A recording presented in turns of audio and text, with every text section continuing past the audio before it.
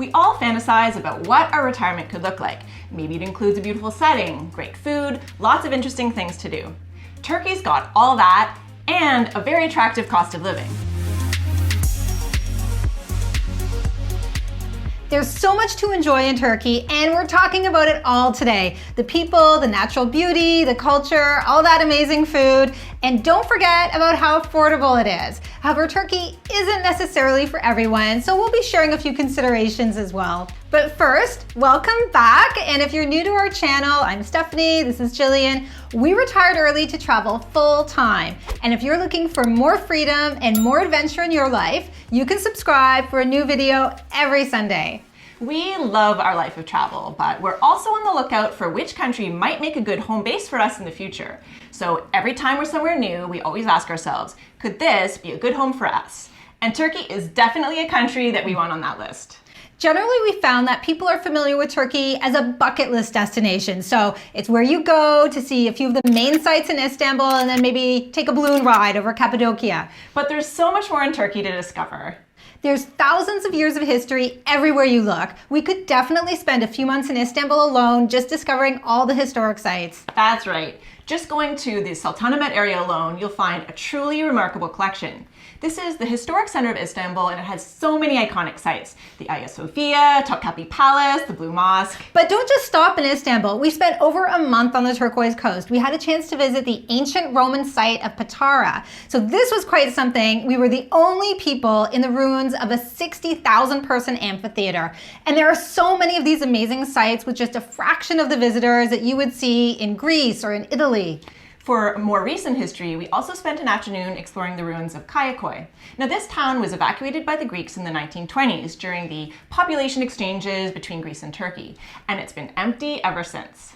We experienced all this, and we only covered a really small part of Turkey during our trip. There's more than enough to keep you busy exploring for years. Now, if you're interested in a more modern take on Turkey's culture, Istanbul is a huge city with many distinct neighborhoods. We really enjoyed staying in Cihangir, which has a hipster restaurant or cafe on just about every corner. We also had a great time heading across the Bosphorus for a day in the markets of Karaköy. So this is a vibrant neighborhood, and it's much less touristy than Sultanahmet or Istiklal. And again, that's just the tip of the iceberg in Istanbul. It's a city of neighborhoods, and there's truly one to suit everyone's taste. The next reason that Turkey is a great place to settle is the people. Now, before we visited Turkey, some friends and family had concerns about our safety. It seems like there's a lot of misconceptions because of the headlines in the news. In fact, what we found is that Turkey felt like a very safe country, and the Turkish people were incredibly warm and friendly. This was everywhere we went, from the big tourist areas to the really small towns. We were also worried about how people would react to our dogs. But everywhere we went, people of all ages just fell in love with them. They wanted to meet them and take pictures with them. It was really unexpected and a whole lot of fun. Because it's us, you know that the great outdoors is going to be pretty high on our list of reasons. We just love spending time in nature, and Turkey has so much to offer.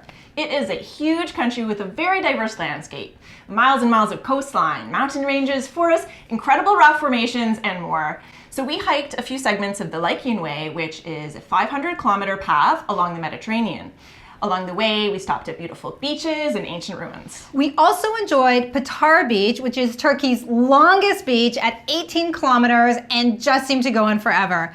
And even just an everyday walk with our dogs in Fethiye was spectacular. So this is a seaside town with a beautiful waterfront and mountains in the background. We saw all that natural beauty, and yet we barely covered even just a small percentage of Turkey.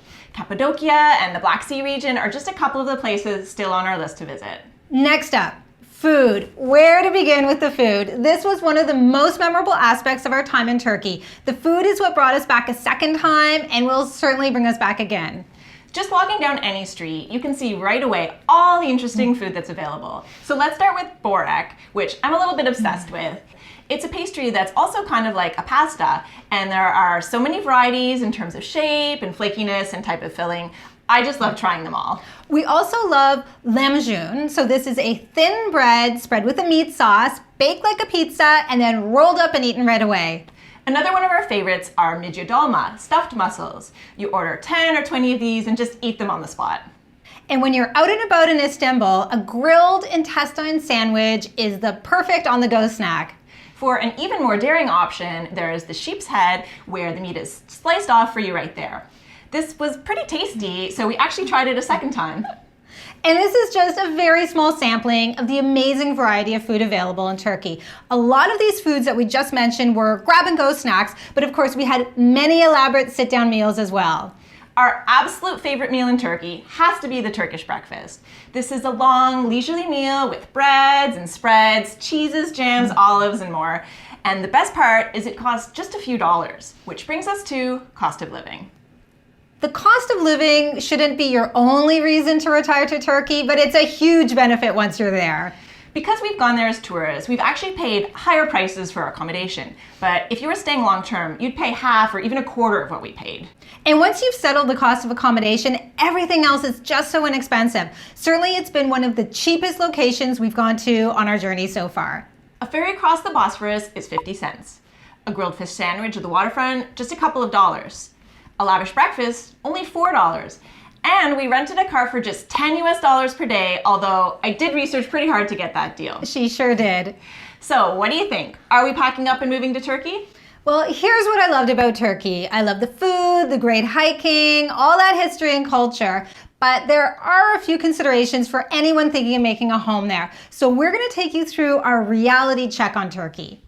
First of all, yes, the cost of living is low, but the currency is also unstable at times.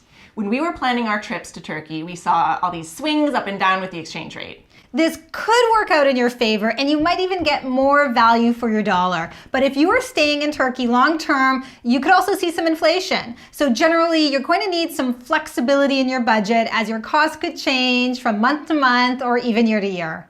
Our next consideration relates to Istanbul. Now, we really enjoyed our time there, but it is a huge megacity, and it comes with a lot of the issues that you'd expect in a city of 16 million. So you do get all the culture and the dining and the shopping that you'd expect in a big city, but there's also poverty and homelessness, and the streets maybe aren't always the cleanest in every neighborhood. If we were staying in Turkey long term, we might choose somewhere quieter on the coast, like Fethiye or Bodrum. Another consideration is that local integration might be a little challenging. So yes, we found the people in Turkey to be very warm and welcoming, but outside those tourist areas, English is just not as commonly spoken. So you might find it a little challenging to make connections with locals. Of course, we would definitely recommend learning the language in whichever country you settle in, but this won't happen overnight, and Turkish pronunciation can be a little bit tricky for English speakers. I learned some Turkish. İkiye çay lütfen. 2 teas, please. Was that terrible? Moving on. The weather is another consideration. Most of the country gets all 4 seasons, so if you're looking for 12 months of t-shirt weather, well, you're not going to get that in Turkey. The Mediterranean coast is the warmest place to be in the winter, but you will still be wearing a jacket on most days. If you enjoyed this video and you're looking for more on where to retire, you can check out our entire series on retiring in great countries around the world right here.